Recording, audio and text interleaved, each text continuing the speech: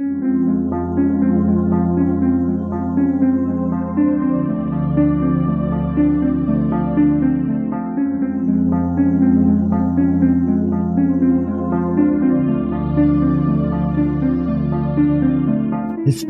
tells the story of the world and of our lives. Sometimes that history goes bump in the night.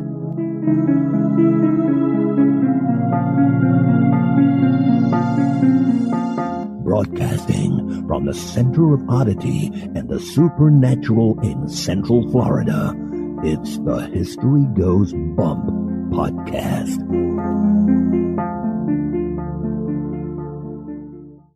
Hello, you spooktacular people. Welcome to this 505th episode of the History Goes Bump podcast. Ghost Tours for the Theater of the Mind. I am your host, Diane. And this is Kelly. Kelly, on this episode, we are doing a topic that was inspired from one of the Zoom calls we did with our listeners. Dan had joined us on there, and he said, have you guys done any place in Nebraska? And I was like, well, I know over in Omaha, we did like Fort Omaha, but we really don't have a lot of stuff that we've done in Nebraska. So I'm like, you know what? We should probably check out Nebraska. And so this is going to feature the capital of Nebraska, Lincoln. And some people might think, well, how creepy could Nebraska be? All I have to say is Children of the Corn. This is true. Before we get into sharing the history and haunts of Lincoln, we want to welcome into the Spooktacular crew, Kirsty, Carl, April, and Clarence. Thank you so much for joining our Facebook group. And now this moment in Oddity.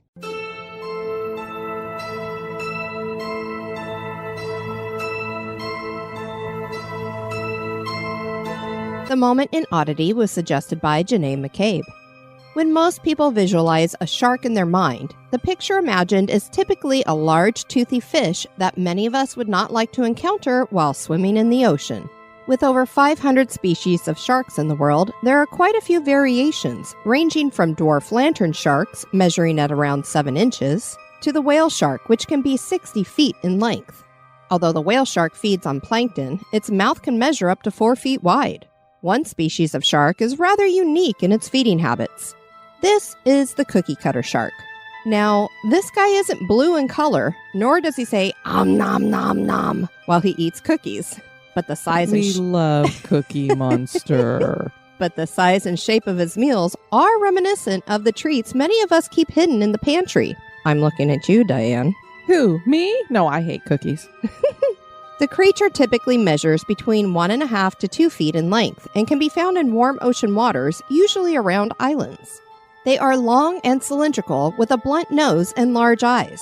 What is most unique about them, however, is their mouth. They utilize their suction-type lips to attach themselves to the bodies of their meal tickets, and then use their lower teeth to extract a circular-shaped chunk of flesh. Yummer. Kind of like those protein cookies, right, Diane? There definitely would be some protein in there. The Cookiecutter sharks are known to sometimes travel in schools, and although there have been recorded bites on humans, they are not considered a threat to us. There has even been recorded evidence of the species leaving its Cookiecutter calling card on submarines and undersea cables. There are many mysterious creatures in the ocean's depths, but a shark that creates cookie-carved craters in its meals of choice certainly is odd.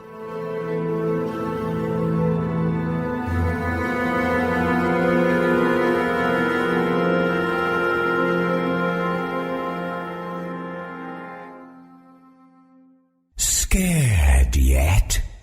Boo! And now, this month in history.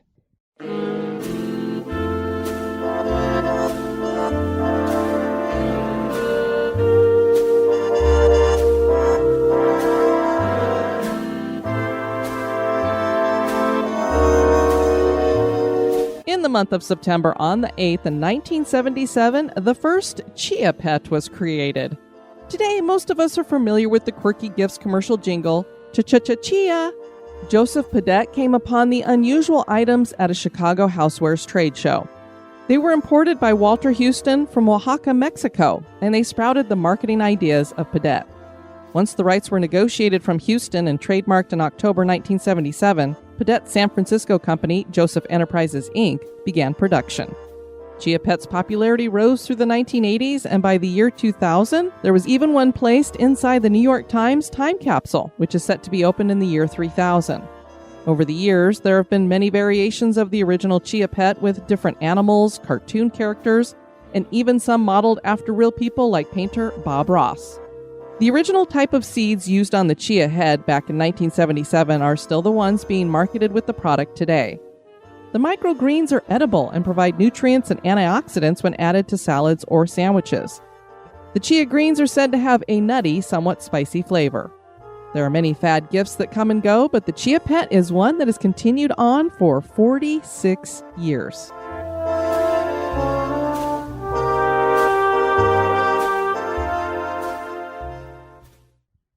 Lincoln, Nebraska is the home of the Cornhuskers and is also the state's capital city. The Sower stands atop the tower of the Capitol building, preparing to toss some seeds to businesses and neighborhoods below. Some refer to the area as flyover country and describe the landscape as boring. But for us, if you throw ghosts in the mix, a city becomes suddenly exciting. And a quick drive through the nearby rural areas certainly inspires visions of Children of the Corn. Join us as we share the history and hauntings of Lincoln, Nebraska.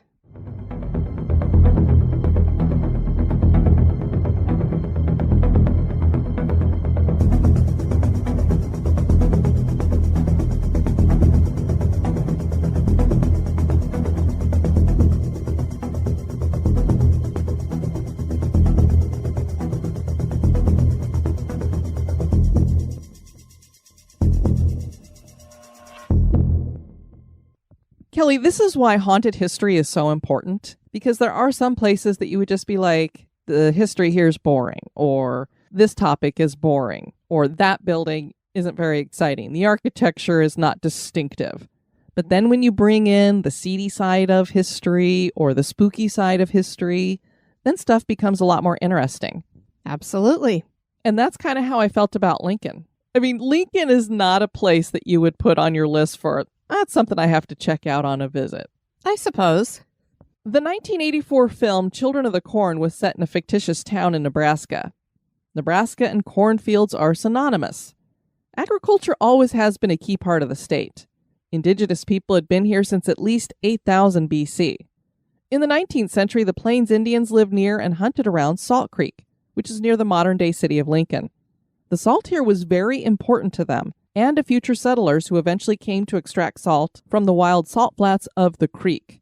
As you can imagine, the only way they had of preserving food before all of our modern-day conveniences was salt. Sure. So this is how important it was. It's very important in your diet as well, but that was the only way they could preserve that food. And, you know, if you're going through a winter, you're going to need to preserve food. And it always makes me wonder, how did the native people figure out that salt would dry out the food and keep it for you? It's just like anytime you see people eating something like jicama, who was the first person to eat some jicama and say, oh, that was kind of good? I love jicama. And then, you know, there's poisonous stuff too. So did somebody try something that was poisonous, like that mushroom, and they died? Don't eat that? You know, I think a lot of it came from watching animals, what they would consume. I guess that's a good point. Animals are so much smarter than we are. Westward expansion brought more pioneers to live. The Nebraska Territory was created by the Nebraska-Kansas Act that was signed into law by President Franklin Pierce in 1854. A village was founded in 1856 and named Lancaster. And when Nebraska was granted statehood in 1867, Lancaster became the capital of Nebraska.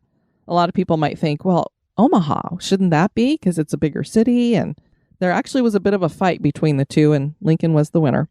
The village of Lancaster would become Lincoln, named after Abraham Lincoln. Lincoln was incorporated in 1869, with a Capitol building being built a year previously. And that is our first haunted location in the Star City, the Capitol building.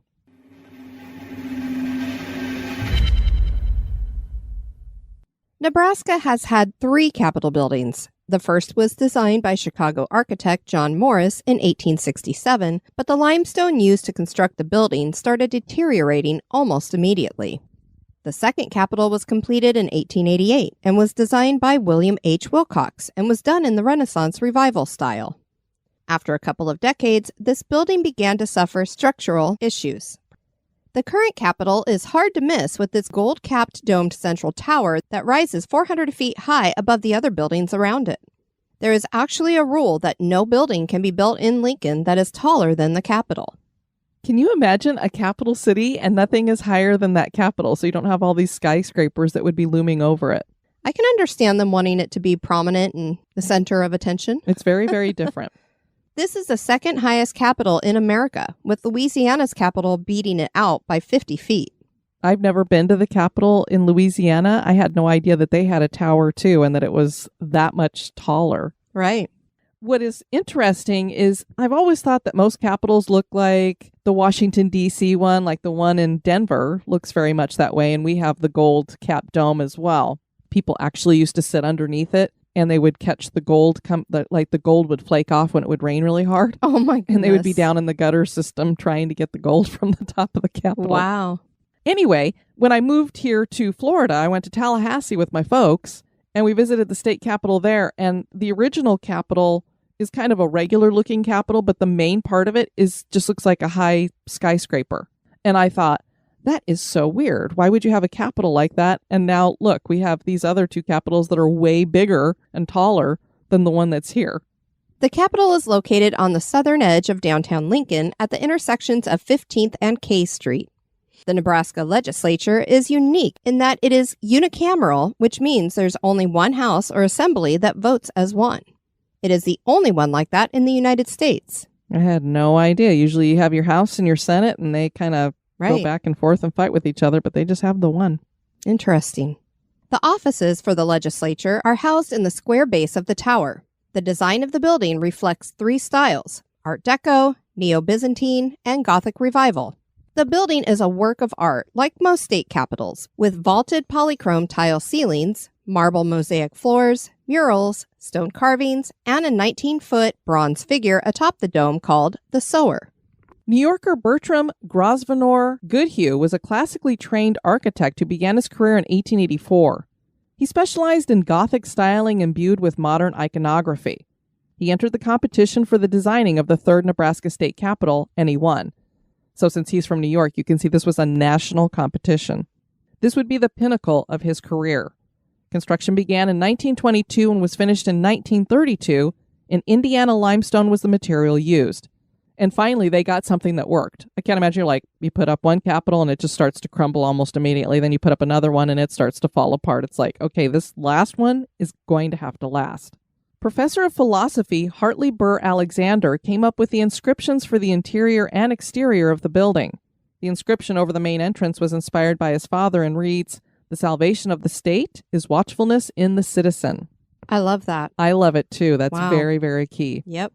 Other inscriptions were drawn from philosophers, plain Indian lore from the Navajo, Pawnee, and Sioux, and his life experiences. Tiles and mosaics on the floors and ceilings of the Capitol were done by artist Hildreth Muir. This artwork tells the story of Nebraska's place in civilization, and Hildreth proclaimed them her crowning achievement.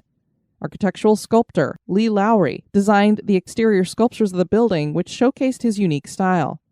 Lowry liked to make his figures part of the building rather than separate and freestanding. You know, a lot of the time you see these sculptures that are just kind of stuck on.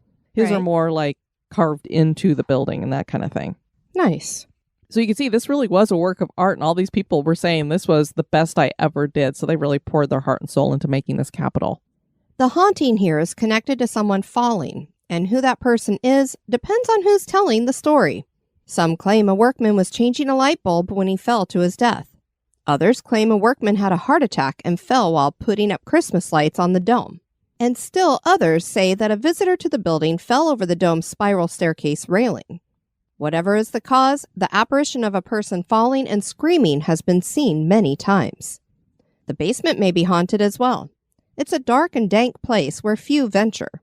This sits in the footprint of the former Capitol building, but even before that, the Native Americans considered this a sacred center. Some of their spirits are thought to lurk here. On to our next haunted building here. This is the C.C. White Building. Probably the most well-known ghost story in Lincoln is connected to the C.C. White Building that was part of the Wesleyan University campus. That building was demolished in 1973. It was built in 1906 and was named for a leading Methodist in the city. This held the Conservatory of Music and the rest of the music department. The ghost story here is connected to a woman who worked in the music department at the school. Her name was Urania Clara Mills, and she taught piano and ear training, which is a music theory where musicians learn to identify chords, rhythms, pitches, and other elements of music just by listening. This is how our brother-in-law learned how to play his guitar and drums and stuff. He just does it by ear. I'm like, how do you do that? That's how I started out with music as well. Wow, that's amazing to me. The keyboard. Yeah, it definitely means you have a talent for that, because I would never be able to do that.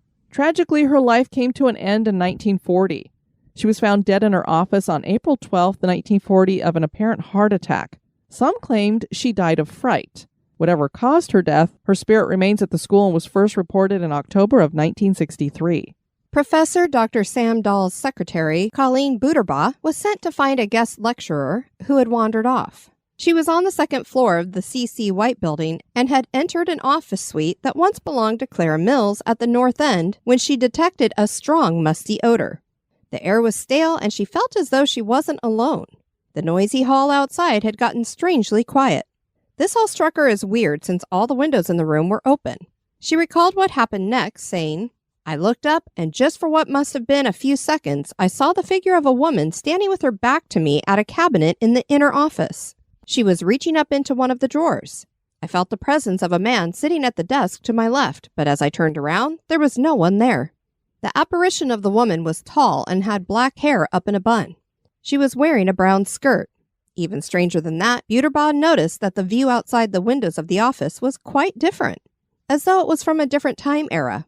Willard's sorority, which was right across the campus, wasn't there. There were no streets. Buterbaugh ran from the room, quite disturbed. A little bit of a time slip, it sounds like. That's what it sounds like to me, especially since she felt the presence of a man but didn't see anything. She told her boss, Dr. Dahl, about the experience, and she was so shaken that he believed her and took her to other staff members to tell the story. One of the other professors had an old yearbook that they pulled out, and Buterbaugh identified Miss Mills as the spirit. Buterbaugh eventually quit and even moved from Lincoln, but that isn't where this strange story ends. The visiting lecturer was a man named Thomas McCourt who had come over from Scotland. He had heard Buterbaugh's story and told her he was very familiar with ghosts since Scotland had so many stories about them. He returned home, and the following April, on the 12th, he was found dead in his office in Scotland. Just like Clara Mills, same circumstances and same date. Psychics have claimed that Mills is indeed in the building, and while many of them also feel the strong presence of a male ghost, none of them have been able to identify him, and he's never been seen visually. Which makes you wonder, is it like that part of the building's locked into some kind of a time capsule or something? Could be. There were many paranormal incidents in the building. Music students had trouble with amplifiers and broadcast equipment, mainly with volume control. One student decided to catch the culprit by spreading baby powder around the equipment. When he returned, he found that the sound equipment had been turned down, but there were no footprints in the powder. Lights turned themselves on in the middle of the night, and disembodied footsteps were heard in the hallway, especially on the second floor. Piano music was heard coming from a small theater in the basement, and it stopped abruptly when someone entered. Faint disembodied laughter was heard, and cold spots were felt. What's interesting about that student using the baby powder around the equipment is that was like an early ghost hunting technique. Right. But they would get footprints in it and be like, where did those come from? Especially if they're, bare footprints and they're all like, we're wearing shoes. Who walked through that? So the fact that this equipment had been touched and there were no footprints, even with ghostly activity, is like, wow, that's weird. Definitely somebody just floating. And now a little break for a word about one of our sponsors.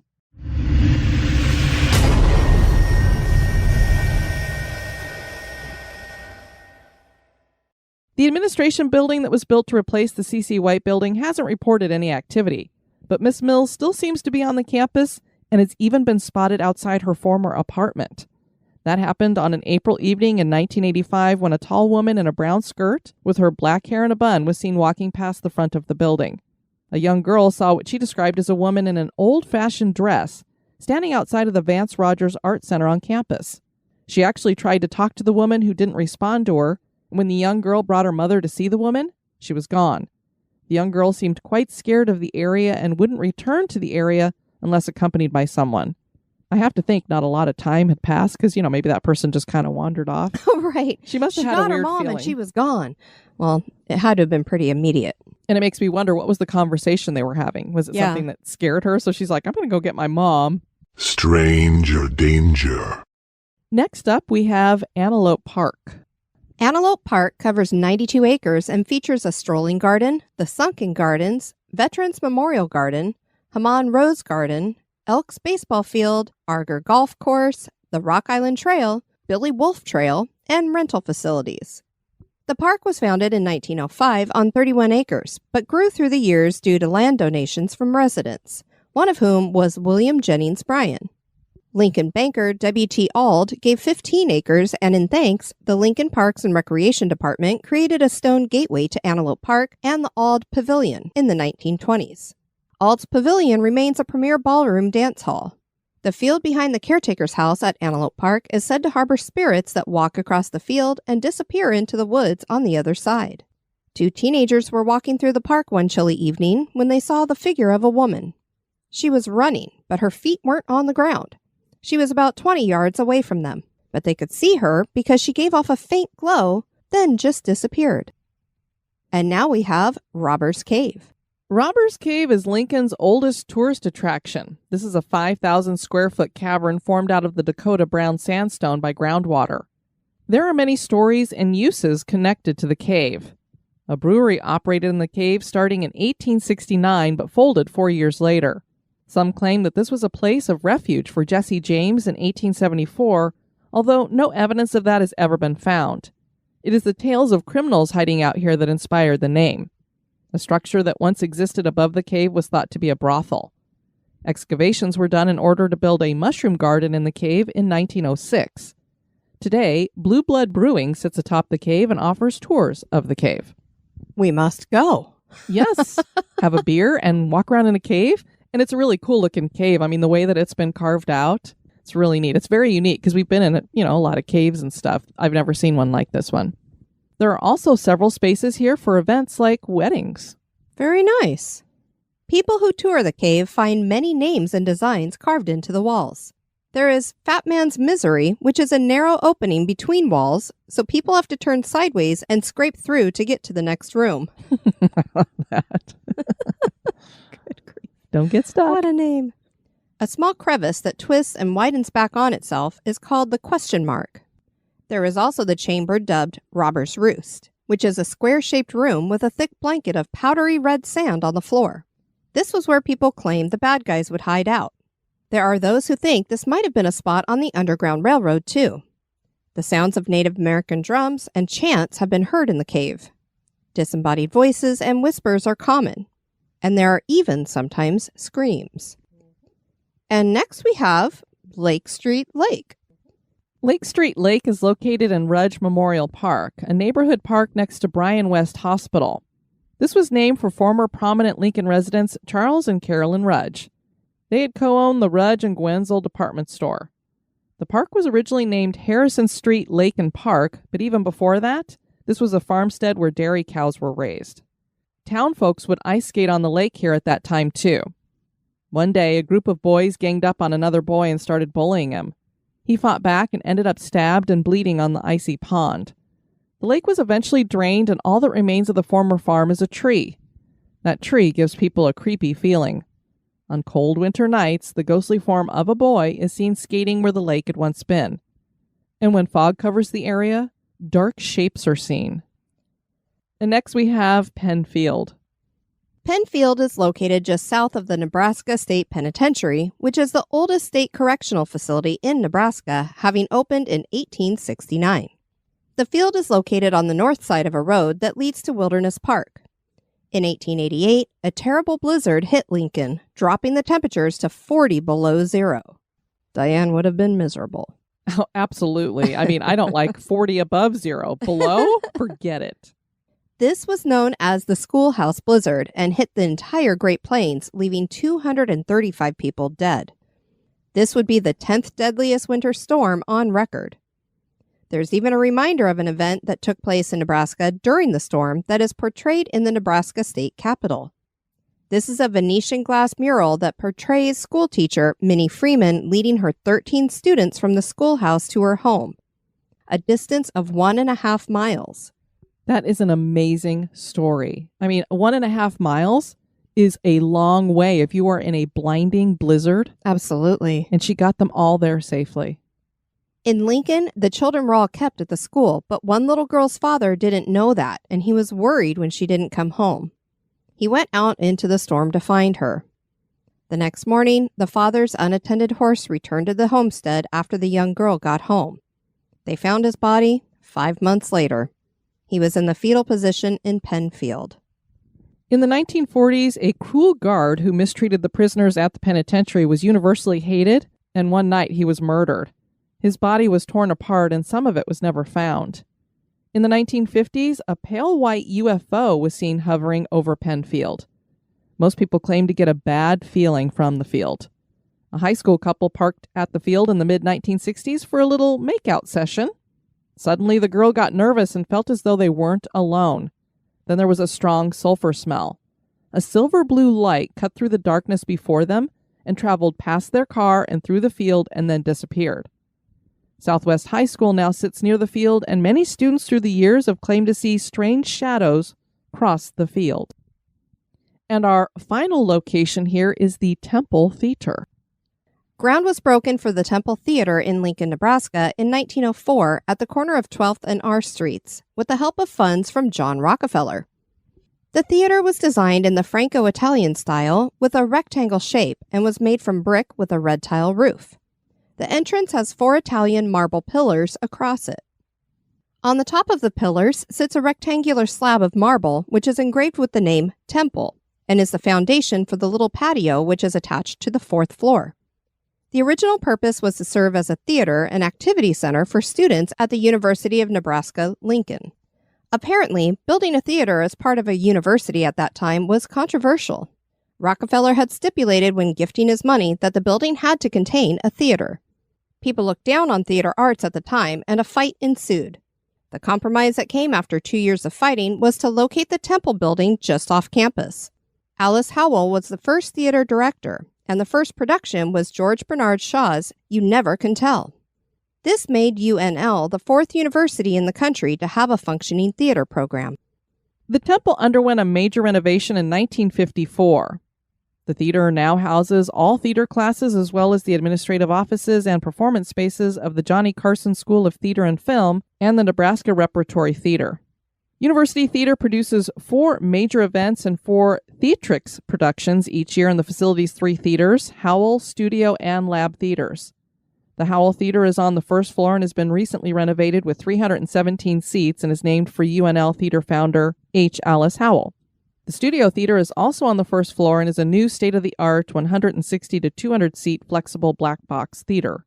And the Lab Theater is a 120 to 200-seat black box theater located on the 3rd floor.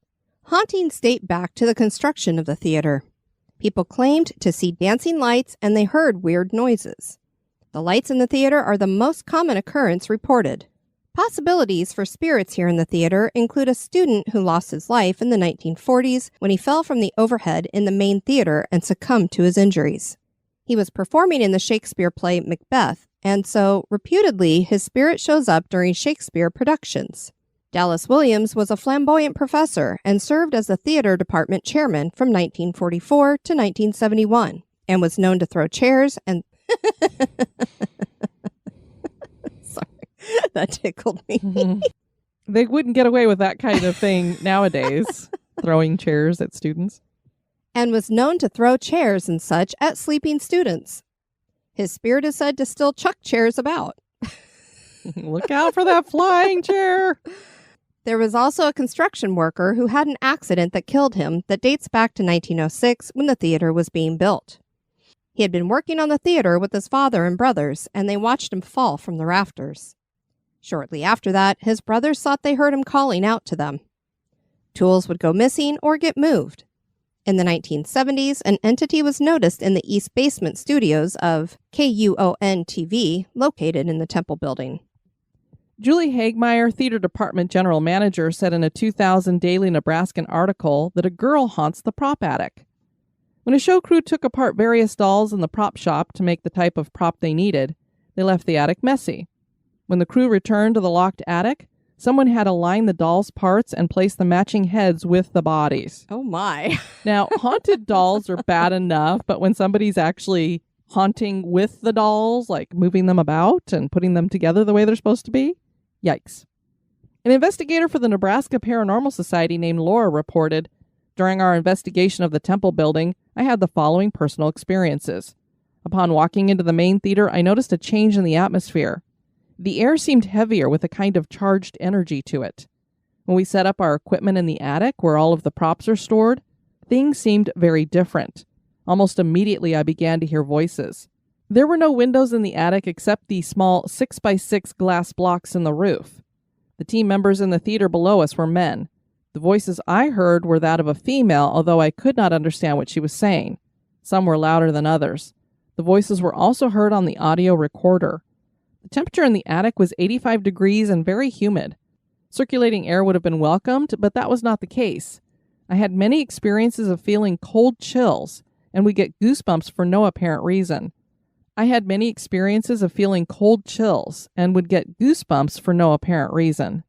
There was severe thunderstorms while we were in the attic. Rain and thunder were very strong at one point. I cannot justify the noises I heard as being someone outside, 4 stories down, while sounds of the rain and thunder and hail was muffled." An interesting story is related in the book, A Guide to the Ghosts of Lincoln by Alan Boy. The experience was told by Tom Bell, and it happened to him in 1987. It was night, and he was all alone in the theater, or at least he thought so. He was practicing his tap dancing for a final. He really needed a perfect routine to pass the class. Tom finished his final step and heard a clap come from the balcony. He squinted and looked up at the balcony. The clapping continued, but he couldn't see anybody. He called out, "Hey, what's happening?" Hopping down from the stage, Tom made his way to the back of the theater. Surely someone was playing with him. He saw no one, and when he got to the back of the theater, the clapping stopped. Then he heard tap dancing coming from the stage. He spun around and saw that the stage was empty. He ran towards the stage, and when he reached it, the tap dancing stopped. Tom never did figure out what happened that night. Apparently, a poltergeist-like ghost was having fun with him. Clearly. But what's really weird is, since it said that when he got to the back of the theater, the clapping stopped, the clapping had to have been going on the entire time after he finished his routine walking to the back. It was just an appreciative spirit. Yeah. I mean, he wanted to share in the tap dancing. I see nothing wrong with that. I know, but it's just amazing that it would last that long. He would be hearing it that long, and it's like, okay, there's nobody here. I think it was kind of a throwdown. He's like, it doesn't say how the clapping was going. Was it one of those, like, golf claps? Like, let me show you how it's done, son. And then he got up there and did a little routine. Oh, my. A student was in the attic and he was painting chairs, a dozen of them. He had finished the first chair and walked across the attic to retrieve another chair. When he turned around, he saw that the first chair had been moved. The student hadn't heard any sounds, and even more strange was that the wet paint was unblemished. Wow. So it wasn't like even if the ghost had grabbed it, they didn't leave any ghostly fingerprints. It scared him so bad that he ran from the room, from the theater, and never returned. Well then. Forget about that paint job. You do it yourselves. Nebraska may be thought of as a place full of corn, but clearly there are some spirits there too. And you can make spirits from corn. Well, that is true. Very true. Is the city of Lincoln in Nebraska haunted? That is for you to decide. Well, some pleasant places to check out there in Lincoln. A lot of spirits like to hang out in the fields for sure. That Temple Theater would be a good place to go investigate, definitely. We'd love to have you investigate our website at historygoesbump.com. And if you'd like to send us some feedback, you can do that at historygoesbump@gmail.com or any of our various social media platforms out there. You can find us under History Goes Bump. Cheryl and the crew said, listening to Phantasmal Crime 24 about Bonnie and Clyde, interesting fact, the couple were being chased from Greene County into Stone County. They turned onto a little country road in Reed Spring and encountered Uncle Indian Joe on his way to the store. They told him they were lost and ordered him to get in the car and show them the way to Arkansas. Uncle Joe told them to drive toward Cape Fear and then south to Arkansas. Well, the road they got lost on was Yoakum Pond Road. There's a cemetery on Yoakum Pond Road. My husband's father and much of his family are buried there. Added note, Yoakum Pond Cemetery has a pond that is haunted by a farmer and his mule and by Civil War soldiers. Just thought that was interesting. It is, especially since there's ghosts hanging out at that pond. Definitely. And during the episode when we were talking about the doll parts being reassembled, it reminded me of Cheryl McReynolds' post under one of the Halloween memes with the dolls carrying the body, decorating your yard with multiple dolls. And and they looked like they were carrying a body. And her comment was, there are only a couple of no-nos when it comes to our Halloween decorating. I know that dolls was one of them. Yeah. There was something else too, but I can't recall. Cute. Kelly, a lot of us have been through the experience of losing our fur babies, and a lot of people share about that in the Spooktacular crew. Yes. And Jennifer had shared this. Our sweet old man left us almost 2 years ago now, and he was the best boy. He had a hard life before he came to live with us. We gave him the best 18 months, and he passed knowing he was loved. He used to have a love-hate relationship with the trash can in our living room, and he would knock it over any time he saw it. The morning after he died, we came downstairs and that darn trash can was knocked over. I just smiled and said to the empty space, Mama loves you too, Bo, and I always will. I'm crying even now as I write this. So a lot of people shared some of their personal experiences as well. Sarah said, my devil black cat Katie passed in 2014, and my sister, cousin, and I have seen her in mirrors. I'll hear random meows that don't sound like our current too. The animals keep staring at certain places where she would lay. My orange menace keeps playing with something I can't see, and Teddy was freaking out about it. I'm sorry, we've had that happen a couple of times too. Karen shared, I'm so sorry, losing a fur baby is one of the hardest things to have to do. When our one cat passed, my son was small and we were both devastated. I slept in his room that night and we pulled 2 beds together to sleep close. Soon after we laid down, we both felt him jump up on the bed between us.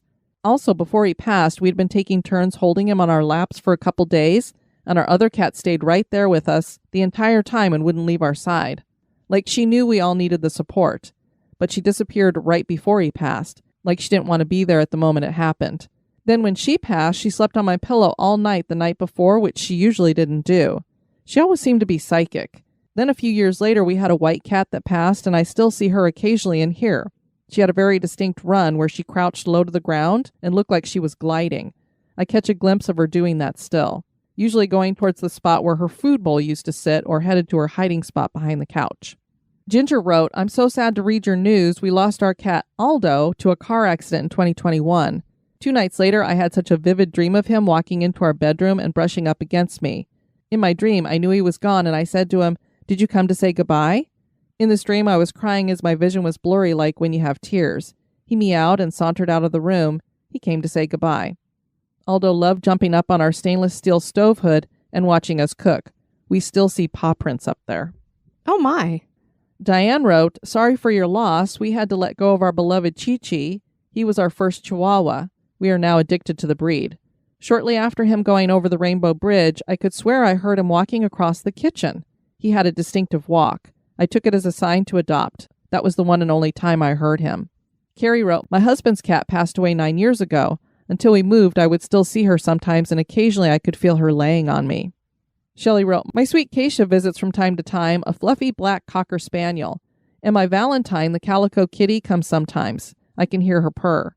Jasper the buff and white Cocker is always here and rolls tennis balls for Solo and Chewy to chase. Wow, she's got a lot of haunted pets hanging around.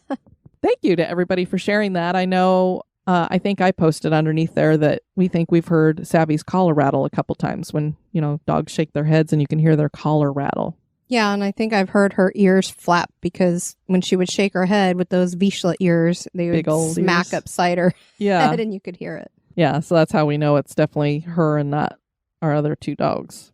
We want to thank you guys for joining us on this episode. I've been your host, Diane. And this has been Kelly. You take care now. Bye-bye.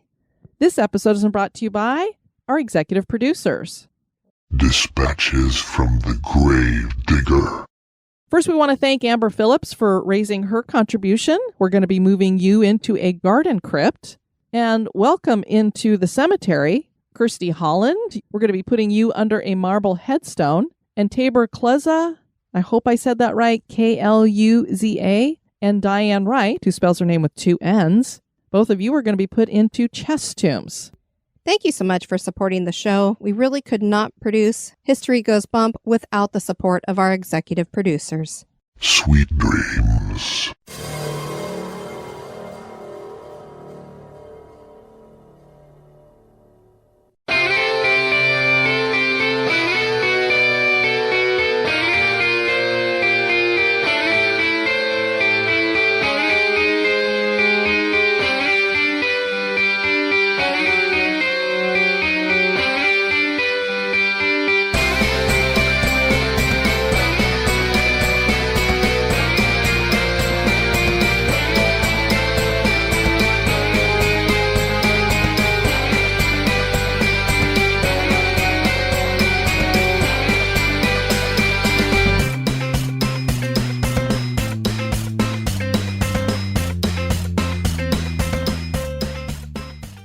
There are quite a few variations ranging from...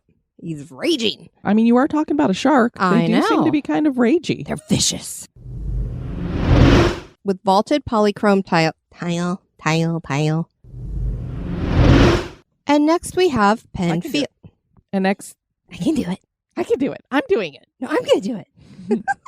It's like us arguing over who gets to do the laundry I or know. whatever cleaning. It's great in our house. We argue over chores because it's like, why did you do that? I was going to do it. And our final location here is the Temple Theater. Theater? Theater. Reminds me of my favorite disc jockeys in California. Mark and Brian would do miniature theater. And they were little skits that they would always do. Well, at least they were saying it properly. There were no windows in the attic. There were no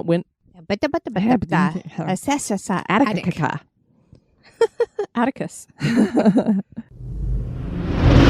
He had finished the first chair and walked across the attic to achieve. Retrieve the He achieved another chair.